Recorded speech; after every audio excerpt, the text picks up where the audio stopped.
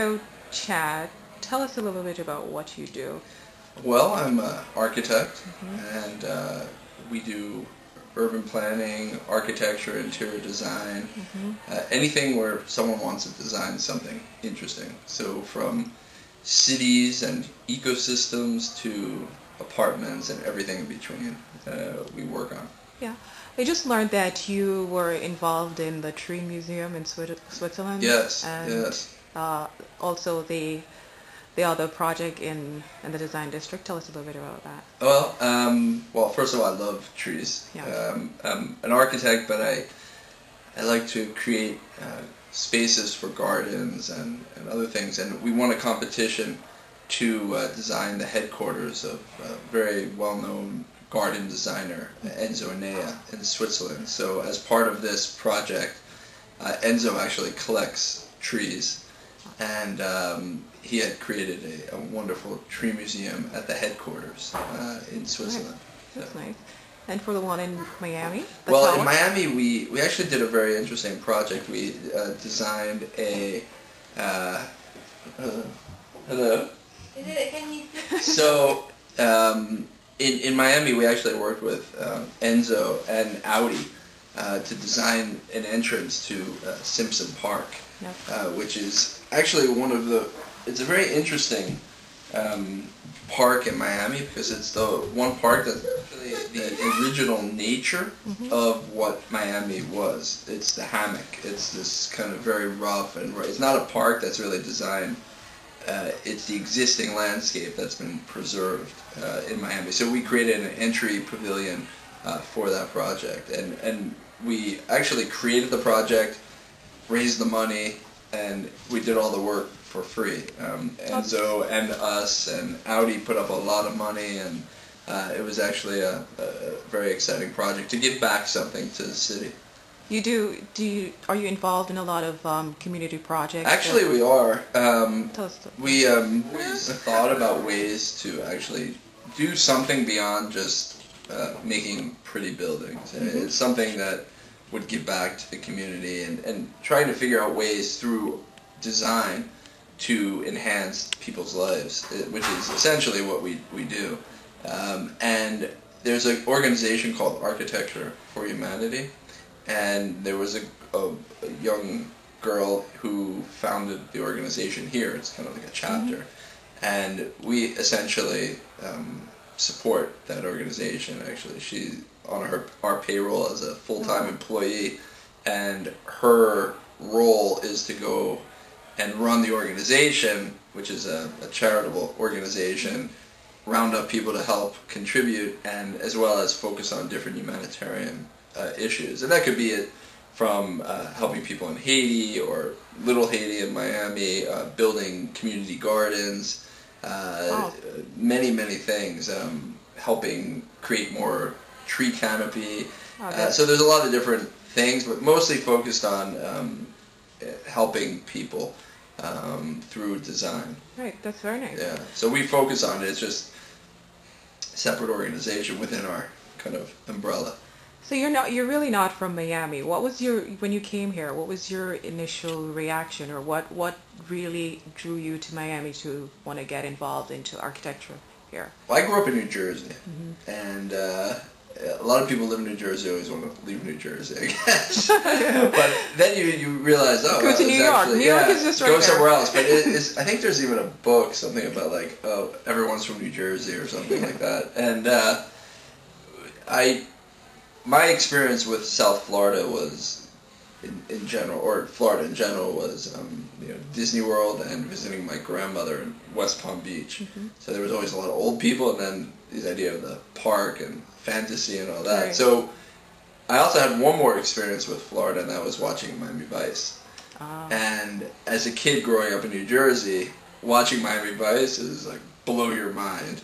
And Michael Mann did an amazing job creating this atmosphere and vision of the whole city. So we are moving here, thinking that it was just this very open, very exciting city, which it was, Right. and ended up staying here. I never really imagined staying here or making it home. I just thought for a couple of years, work and enjoy it, and then move to Europe and who knows where. So I didn't really have a plan. It just kind of Well, we're glad you evolved. settled.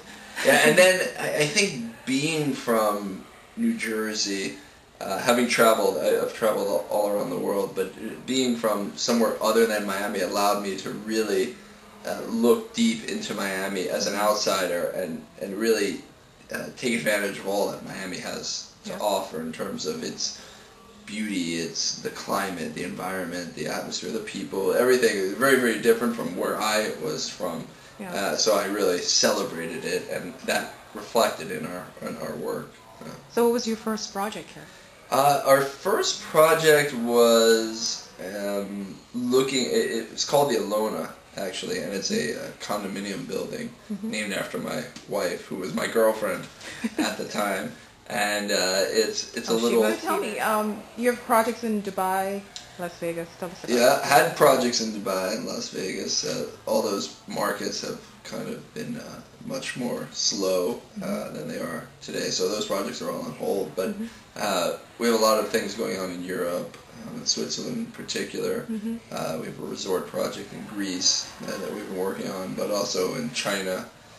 We broke ground on a very large office building in the Philippines, in Manila, and a lot of interesting things, a lot of stuff out in Los Angeles. Been spending a lot of time in LA working on a very exciting villa project over there. So, yeah, I just came back from Jordan in the Middle East, so Abu Dhabi. There's a bunch of interesting things. And you said you were working on something new or another book.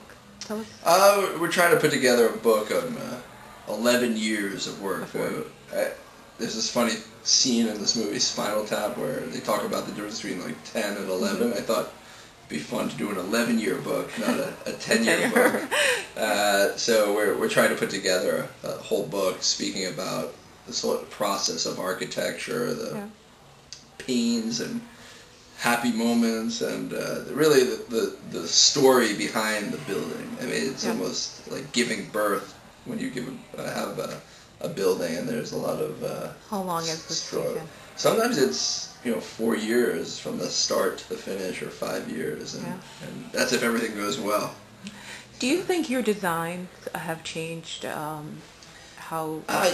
mean, I would like to think that we constantly evolve and push ourselves. We don't like to do one thing and then say that's us. Even though sometimes clients say, oh, we like that, and we always try to keep moving, make every project specific to its unique characteristics and its unique context around the world. But I think there's a certain sensibility in our work, and that deals a lot with making pleasure sort of front and foremost in the experience, and dealing with things in a very sort of dramatic way. So there's like always that underlying thing, but I'm always trying to push and learn and travel and see new things and bring new influences of art and ecology into the design process. So do you think it fits very well into Miami's I mean, culture, lifestyle? I definitely think that we sort of evolved from Miami, but whenever we work here, we certainly understand what the place is and how to capture the essence of Miami, and it's one of my favorite places in the world. No matter where I travel to, all the exotic, wonderful places, it's always a delight to come back to Miami. It's a great city, and it's a vibrant city, and it's our home, so we love it. Outside of your own work, who would you say is one of your personal favorite architects? Oh, there's so many. Very big fan of Jean Nouvel, Herzog de Meuron, Rem Koolhaas. There's some other interesting groups that not many people know about. Like out of Spain, there's a group called RCR that I like tremendously. Alvaro Siza out of Portugal. I'm sure I'll forgot many, but those are a good batch. That's nice. Yeah. Well, thank you so much, Chad. My pleasure. Glad we had our. Would you like to add anything? Quiet. Oh no. And